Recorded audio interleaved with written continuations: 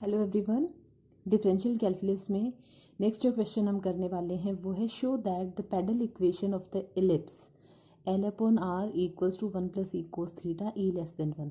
देखो ये जो है ये इलिप्स यानी कि दीर्घवृत्त की इक्वेशन है पोलार कोऑर्डिनेट्स में, ध्रुवीय निर्देशांकों में। अदरवाइज तो आपने दीर्घवृत्त की इक्वेशन ये ऐसे पढ़ी है ना, x square upon a square y square upon b square equal 1, ellipse की इक्वेशन। ये आर और थीटा में इलिप्स की इक्वेशन होती है दीर्घवृत्त की, और कंडीशन ये होती है कि ई शुड बी लेस देन 1। ठीक है, तो हमें प्रूव ये करना है कि इस इलिप्स या फिर दीर्घवृत्त के लिए जो पैडल इक्वेशन या पदिक समीकरण जो होगी वो ये होगी। मतलब जैसे ये कार्टेशियन में है एक्स और वाई में इलिप्स की इक्वेशन, इसको अगर आर और थीटा में लिखते हैं तो ये बनती है इलिप्स की इक्वेशन। और हमें प्रूव ये करना है कि अगर पी और आर में रिलेशन लिखा जाए यानी कि पैडल इक्वेशन, तो इलिप्स की इक्वेशन ये बनेगी। ठीक है, यानी कि ये क्वेश्चन है पोलार कोऑर्डिनेट्स से हमें पैडल फॉर्म में चेंज करना है, मतलब पोलार से पैडल में कैसे चेंज करेंगे उसका क्वेश्चन है। तो इसके लिए जो हम रिलेशन यूज़ करेंगे वो हम ऑलरेडी पढ़ चुके हैं। We know 1 upon P square equal 1 upon are square plus 1 upon r की power 4 d are by D theta का होल स्क्वायर। ये रिलेशन हमने पढ़ा था। अब ये पी और आर में रिलेशन है, यहाँ पे साथ में d are by D theta आ रहा है, तो d are by D theta से हम कर्व से इसे रिलेट कर देंगे। तो यहाँ से D R by D theta निकालेंगे और इसमें वैल्यू पुट करेंगे। फिर ये जो रिलेशन प्रूव करना है ना, इसके अंदर हमें थीटा नहीं चाहिए। ठीक है, पी और क्योंकि पैडल इक्वेशन है तो पी और आर का रिलेशन होगा, तो यहाँ से हम कोस थीटा की वैल्यू की हेल्प से थीटा हटा देंगे। ठीक है, तो ये वाला रिलेशन आ जाएगा हमारे पास। तो हमें इस रिलेशन में d are by D theta की वैल्यू पुट करनी है, तो इलिप्स से हमें D R by D theta find out करना है। तो इसे मैं इक्वेशन नंबर 1 लिख रही हूँ। ठीक है, ये हमारी इक्वेशन नंबर 2 है। तो हम इक्वेशन नंबर 1 का डिफ्रेंशिएशन करेंगे थीटा के विद रिस्पेक्ट। तो देखो क्या बनेगा, एल अपॉन आर है तो minus L upon are square D R by D theta equal 1 का तो 0 हो जाएगा, ई कोस थीटा तो ये होगा माइनस ई साइन थीटा।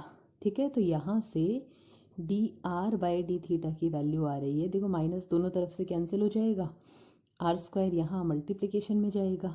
अच्छा, उसको ले जाने की ज़रूरत भी नहीं है क्योंकि हमें 1 बाई आर की power 4 d are by D theta का होल स्क्वायर चाहिए होता है, तो ये अपन आर स्क्वायर यहीं रहने देते हैं।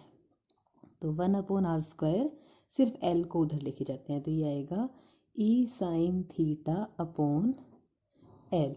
ठीक है, हमें ये जो थीटा है ना ये नहीं चाहिए। ओके, और दूसरी चीज़ इसका स्क्वायर चाहिए, तो हम दोनों तरफ इसका स्क्वायर करते हैं। तो 1 upon are square D R by D theta का होल स्क्वायर यानी कि 1 अपॉन आर की power 4 d are by D theta का होल स्क्वायर इक्वल बनेगा e square sine square theta upon l square. ठीक है, हमें आर में चाहिए रिलेशन, थीटा नहीं चाहिए। लेकिन जो कर्व है ना वो ये है L upon R is equals to 1 plus E cos theta. तो कर्व से हमें कोस थीटा की वैल्यू मिल सकती है, साइन थीटा की नहीं। तो साइन थीटा को तो कोस थीटा में चेंज किया जा सकता है, sign square theta equal 1 minus cos square theta होता है। तो यहाँ से हम कोस थीटा की वैल्यू निकाल लेते हैं। तो कोस थीटा इक्वल बनेगा 1 upon E L upon R minus 1।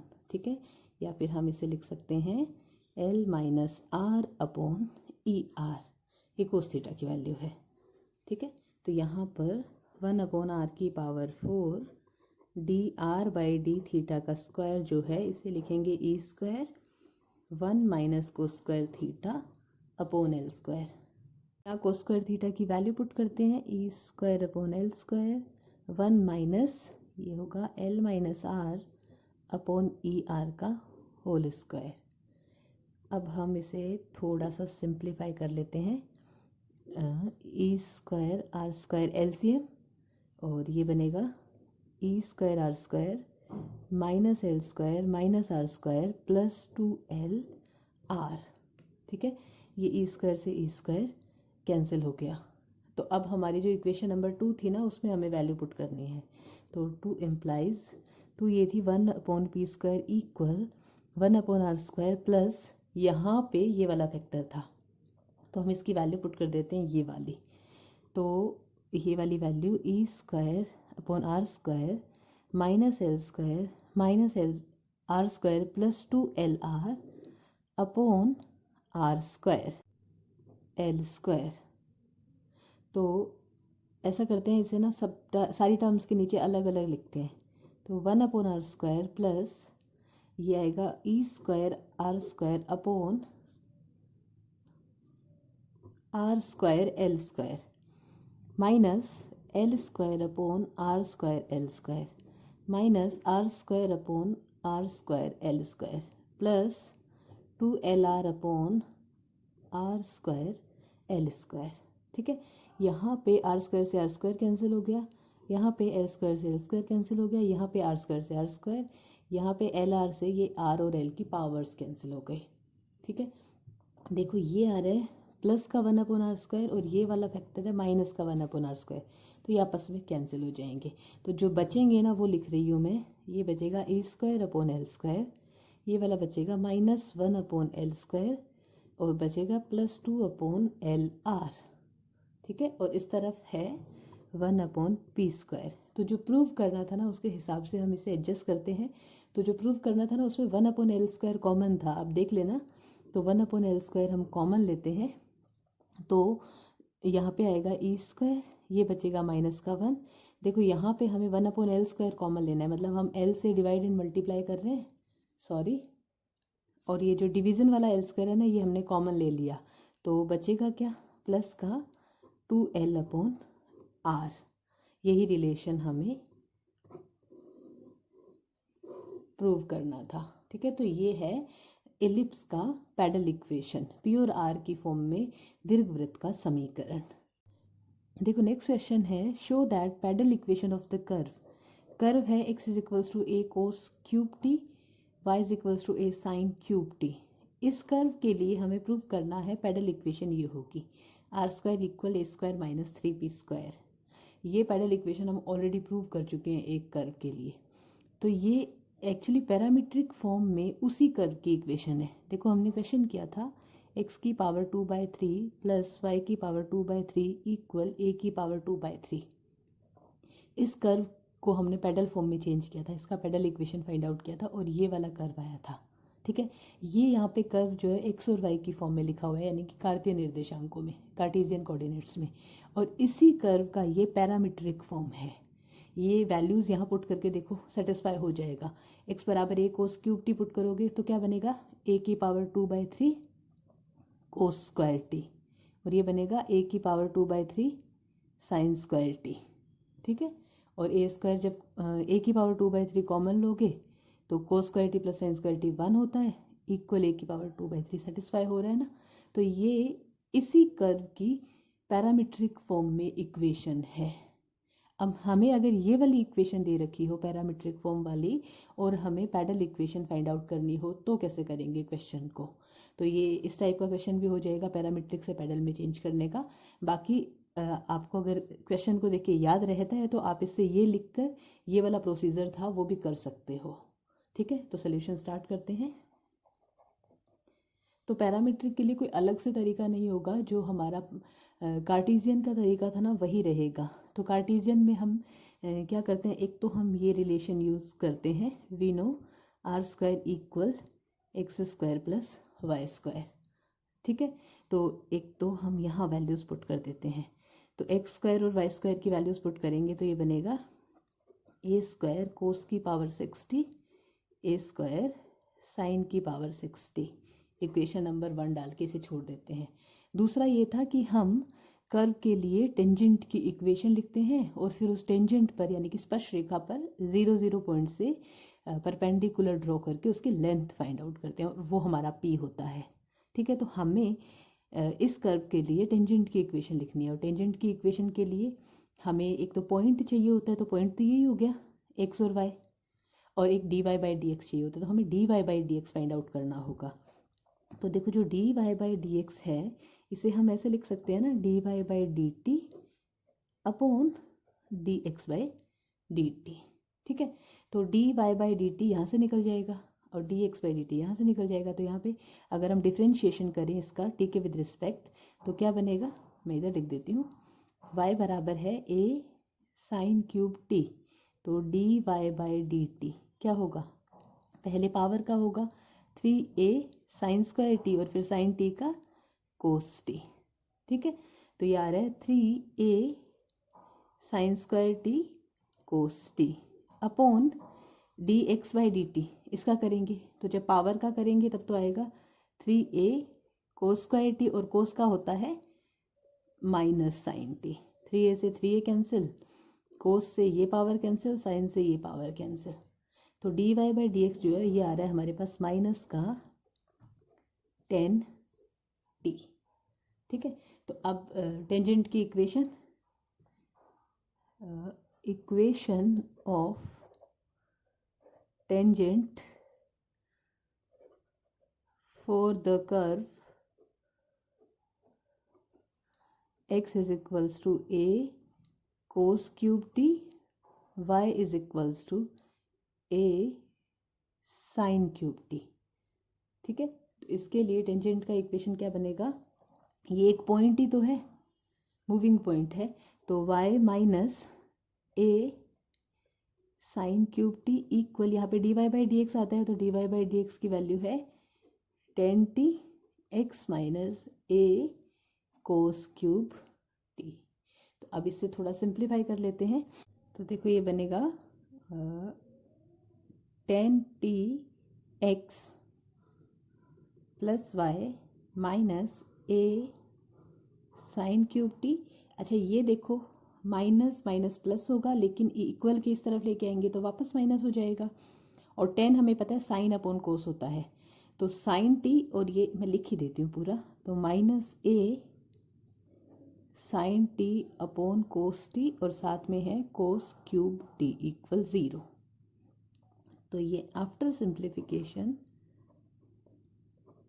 10tx plus Y minus a sine cube T minus a, और ये बन रहा है sine T cos square T equal 0।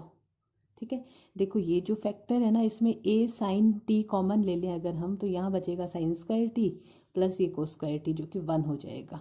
तो मैं एक बार और लिखती हूँ इसे, ये बनेगा 10t x plus Y minus a sine T बराबर 0। तो ये आ गई टेंजेंट की इक्वेशन। अब हम इस टेंजेंट पर 0 0 से परपेंडिकुलर ड्रॉ करेंगे, तो मैं इसे इक्वेशन नंबर 2 लिख रही हूँ। तो 0 0 से परपेंडिकुलर की लेंथ यानी कि 0 0 से लंब की लंबाई ज्ञात करेंगे इस पर, इस लाइन पर। तो P इक्वल है length of perpendicular from 0 0 on line 2, perpendicular की लेंथ P इक्वल क्या करते हैं हम, 0 0 यहाँ पे पुट करते हैं x और y की जगह पे, तो ये 0 ये बचेगा माइनस a साइन टी, और मोड होता है, ठीक है, क्योंकि लेंथ नेगेटिव नहीं हो सकती, अपॉन अंडर रूट क्या होता है x के कोफिशिएंट यानी कि x के गुणांक का स्क्वायर प्लस y के गुणांक का स्क्वायर। तो x का गुणांक है 10t, तो ये हो जाएगा 10 स्क्वायर टी प्लस 1, तो ये बन रहा है a sine T, minus sine हट जाएगा, और अपॉन में 1 प्लस 10 स्क्वायर, हमें पता है सेक स्क्वायर होता है, और अंडर रूट हटेगा तो ये बनेगा सेक टी। तो ये आ रहा है हमारे पास a sine T cos T. ठीक है, ये है हमारी p की वैल्यू। तो p स्क्वायर की वैल्यू क्या होगी, a square sine square t cos square T, right. ये तो p स्क्वायर की वैल्यू आ गई। अब देखो r स्क्वायर बराबर हमारे पास था a स्क्वायर कोस की power 60 plus a square common लेके लिख देती हूँ साइन की पावर 60। हमें इन दोनों को रिलेट करना है, और आंसर भी हमें पता है, प्रूव दैट का क्वेश्चन है, हमें ये प्रूव करना है a square r square equal a square minus 3p square, ये हमें पता है। तो ये आंसर के हिसाब से हम इसे एडजस्ट कर लेंगे, ठीक है। अदरवाइज़ इतना तो करना पड़ेगा कि कैसे इन दोनों की हेल्प से हम इनको टी वगैरह को हटा के सिर्फ आर और पी में रिलेशन फाइंड आउट करें। तो देखो इसे ना ए स्क्वायर, इसे हम लिख सकते हैं कोस स्क्वायर टी की पावर 3, और ये साइन स्क्वायर टी की पावर 3। ठीक है, हम ए प्लस बी का होल क्यूब वाला फॉर्मूला बनाएंगे। तो a cube plus b cube plus 3 क्या होता है, ए बी स्क्वायर। तो ये बनेगा कोस स्क्वायर टी साइन की पावर 4t और होता है प्लस 3 ए स्क्वायर बी। तो ये बनेगा 3 cos power 4t sine square t. तो ये दो टर्म्स हमने प्लस की है तो हमें ये दोनों टर्म माइनस भी करनी पड़ेगी। -3 कोस स्क्वायर टी साइन की पावर 4t -3 कोस की power 4t sine square t. ठीक है, देखो ये जो चारों टर्म्स है ना, ये तो बन रही है कोस square T plus sign square T का होल क्यूब। ठीक है, माइनस ये जो दोनों टर्म है इनमें साइन स्क्वायर टी और कोस स्क्वायर टी कॉमन आ रहा है, तो अंदर बचेगा sign square T plus cos square t. ठीक है, यहाँ पे भी ये sine square T plus cos square T है 1 हो जाएगा, यहाँ पे भी ये sine square T plus cos square T है 1 हो जाएगा। तो ये आ रहा है हमारे पास a square r square equal 1 - 3 sine square t cos square t. ठीक है, देखो पी स्क्वायर की जो वैल्यू है वो है a square sine square t cos square t. तो हम इस ए स्क्वायर को अंदर मल्टीप्लाई करते हैं और बस हमारा काम हो गया। A square -3 a square sine square t cos square t, ये पी स्क्वायर है तो ये हमारे पास आ गया ए स्क्वायर -3p स्क्वायर, यानी कि R square equal A square -3p square. ये पैडल इक्वेशन आ गई गिवन कर्व की। तो ये पैरामीट्रिक फॉर्म से पैडल फॉर्म में चेंज करने का तरीका। तो इन मेथड से रिलेटेड क्वेश्चंस बुक में से आप करिएगा, कोई डाउट हो तो आप मुझसे पूछ सकते हैं। अब अगले वीडियो में हम कुछ और क्वेश्चन सॉल्व करेंगे इसी एक्सरसाइज के। Thank you.